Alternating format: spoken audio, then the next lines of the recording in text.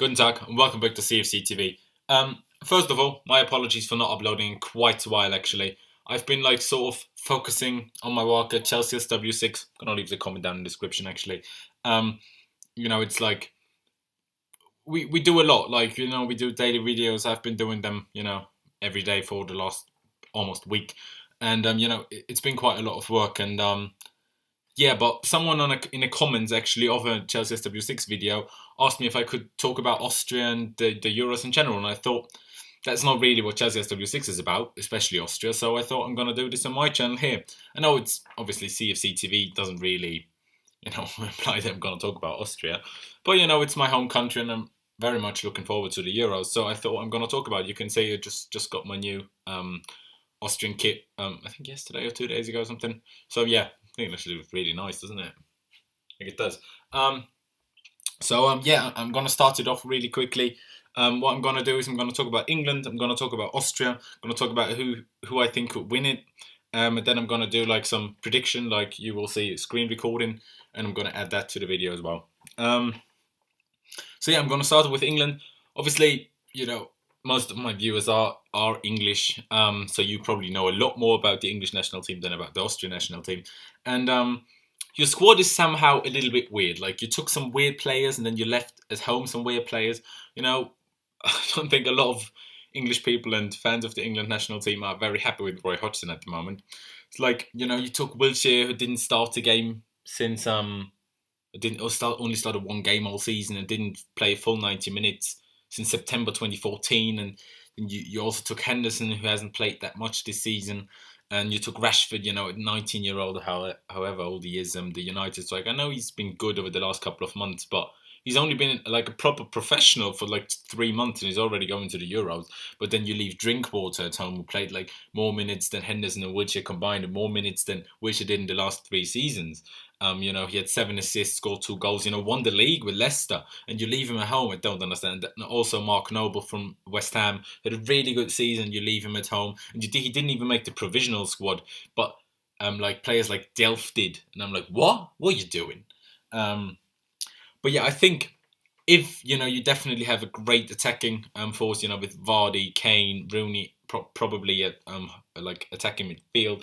So you do have a very, very good team. Obviously, you have Dele Alli, you have Eric Dyer, you have Kyle Walker or Nathaniel Klein, whoever plays right back, Smalling, Cahill, Stones, Danny Rose, and goal Joe Hart. You've got a good team. So I think if you should expect to get to the quarterfinals. That is what should be expected of this England team. It's the first time there's 24 teams in the Euros. The first 2 teams of every group get through, and then the 4 best third place teams get through as well. So there will be a last round of 16, which hasn't happened before at the Euros. Usually it's just the quarterfinals straight after the group stages. So I think you should expect to get to the quarterfinals, because there's going to be a lot of smaller teams. Europe isn't that big, and we don't have that many good footballing countries. So if you win your group, you're definitely getting to the quarterfinals, because then you'll get a third place team in the last round, in the round of 16.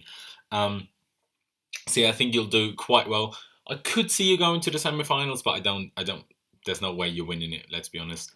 And then gonna talk about Austria. If you don't know, we're in a group with Portugal, Iceland, and Hungary. So probably second favorites to finish second in the group. I thought we had a chance of topping Portugal, because they're just a one-man team. I know they've got Nani and Coentrao and Pepe and Hamoutinho, but it's all based on Ronaldo. So I thought if we could take him out of the game, we could stand a chance of winning the game, or at least drawing it, and then possibly finishing ahead of them.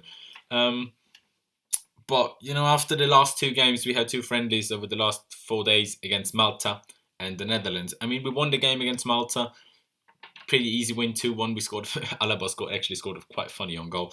But still 2 goals against Malta. In the past we've won against them 5-1, 6-0, 9-0.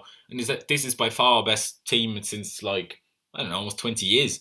So we should have really done a lot better against them, and our qualification was incredible. We were the second best qualification team after England. We didn't lose a game, but yeah, that took a bit of my confidence away.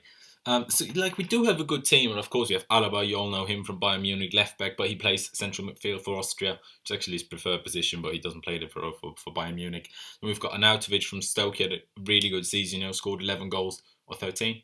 Not sure, but he had a really good season. Quality player he is as well. We've got Junuzovic from Werder Bremen. Probably not that many of you know him, but he's a really good player. His class is taking free kicks. He's quick with the ball. He's got a good pass in him, and he's going to move to a bigger team this summer. Basically, it's been confirmed. No idea where, but it has been confirmed that he will leave Werder Bremen. And then obviously we have Dragovic, from Dynamo Kiev. We played him this season, obviously, at Chelsea. At the bridge, he scored an own goal, and he scored their goal when, before Willian, scored the 2-1 with his incredible free kick. So he's really good defender as well. We've got Prödl, who plays at Watford. We've got quite a few decent players, and we've got Janko, who's top scorer in the Swiss league. We've got quite a few decent players.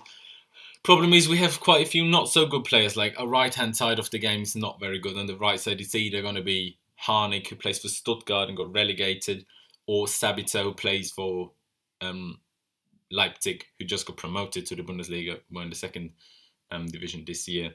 And Klein, who plays for, not spelled like the English Klein, but, pronounced the same way. And he also played for Stuttgart, who got relegated. And he's a right back. And him up against Ronaldo, I'm really scared. If I'm going to be honest, I'm really scared about that.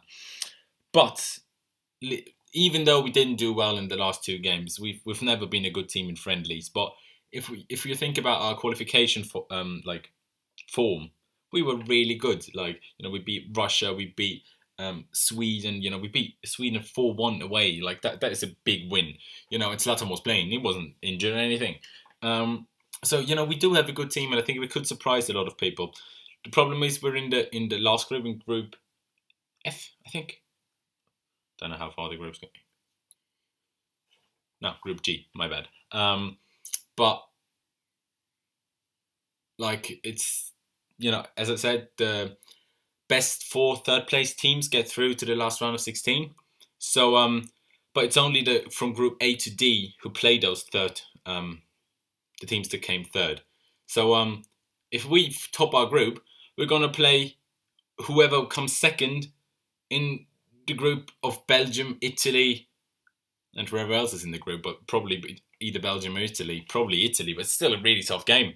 And if we lose our group, I think we're playing probably Wales, who are going to if they finish behind you, or Russia, whoever finishes behind England, probably Wales. So it's definitely not easy. We could have had a lot easier games if we were one in the. I can't speak today. Fucking hell! In one of the first 4 groups. That's what I'm trying to say. So, but yeah, I think we could surprise a lot of people. We could get to the quarterfinals if we get Wales, because I do think overall our team is better than Wales. Of course, they have the better star player in Bale, but if we can handle him, I think we can beat Wales. Italy, probably not. So from that, it actually sounds like it's a bit better if we finish second, but I don't know. I'm not actually 100% sure if that's exactly how but that's just from I remember who we could play if we finish where. And then talking about who I could win the game, I think France is probably the favourite. Belgium, is a sort of kind of underdog, but then again favourite as well. Actually, if everything, if they both win their groups and then go through, they will actually meet each other in the semi-final. So that will be interesting. And I think the other semi-final will probably be Germany and Spain. I think I will, when I go through the predictions, you will see that after. But it's going to be difficult. I think France is going to win it. I think France will win it if they don't crumble under the pressure of playing at home. Of course, they're missing some players. They left Benzema at home. They left Lacazette at home, which I don't understand at all. They've got quite a few injured players, in Varane. I think Mathieu from Barca is injured. I'm not too sure on that one, though. So, but still, you've got Pogba, you've got Griezmann, you've got Payet, who's been incredible for West Ham and for France, actually, in the last couple of friendlies. So, yeah. I'm going to jump on my computer now and you're going to see my predictions. And, yeah. So here we are for the prediction of the Euros. As you can see, it says all the groups. Just need to click on whoever I think will finish top, and then it will tell me who will play against each other in the quarterfinals and semi-finals and stuff like that. So I'm just quickly going to run through it. In the group of France, Switzerland, Romania, and Albania, I'm 100% sure France will finish top. So let's go with France there. Pretty sure Switzerland will finish second, and I'm going to go with Romania third and Albania fourth. In your group, England, Wales, Slovakia and Russia. Go England, Wales, Russia and Slovakia fourth. Then Germany, Poland, Northern Ireland, Ukraine. Germany, Poland, with Lewandowski up front there. They do have a good team. I think Ukraine will finish third and Northern Ireland. Don't see them, doing much more, if I'm honest. So then we're going to the Group D, which is an interesting group. I think Spain will top. I know they had a terrible World Cup, but I think overall they're a really good team. Even though they left some big names at home, in Diego Costa, Fernando Torres, Juan Mata, they left some big name players at home. But I think they will do pretty well in the tournament. So them going to go top. Croatia, they have a good team. Mandzukic up front, Rakitic, Modric. They've got a good team. Kovacic as well from Kovacic, however you pronounce his name, who plays at Real Madrid as well. Probably going to go Turkey second and Czech fourth. Bit sorry for good old Petr, but don't think there's much to change that. Belgium, Italy, Ireland and Sweden. I think Belgium will top it. Antonio Conte with Italy will probably finish second. Then Sweden will finish out of Ireland just because they have Ibrahimovic. And then, not going to lie, before our two friendlies against Malta and the Netherlands, I thought we actually could finish top, but after that I just don't see it. So I'm going to go Portugal top, Austria second, Iceland, with Sigurdsson. Sorry about that. Sigurdsson finished third, and Hungary finishing fourth, who actually played against Germany last night and only lost the game 2-0, and both goals were offside. So they did quite well, but they just didn't do anything going forward. Then now I have to predict who of the third place teams I think will go through to the next round, as in which third place team will get the most points, or if they have the same number of points, who will have the better goal difference. So I think the first one, pretty easy to decide, is Turkey. Pretty sure Turkey will go through. Romania as well, because I think France will take all the points in the group, and it will be quite tight between Switzerland and Romania after that. It's a bit more difficult now. I think Sweden could do it. And I'm probably going to go with Russia next. Yeah. So here we have the round of 16. Switzerland against Poland. It's a tough one, isn't it? It's a tough one. Obviously Poland have the better striker. Switzerland, I feel have the better team. But, Switzerland don't have a big name player, so I think I'm going to go with Poland here.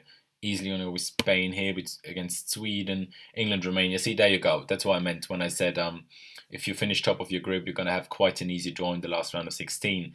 So there we have you in the quarterfinals. Portugal, Italy. To see Italy going through. As I said, Portugal, one-man team, and I think Italy do have a good team, good manager as well. Well, hopefully good manager.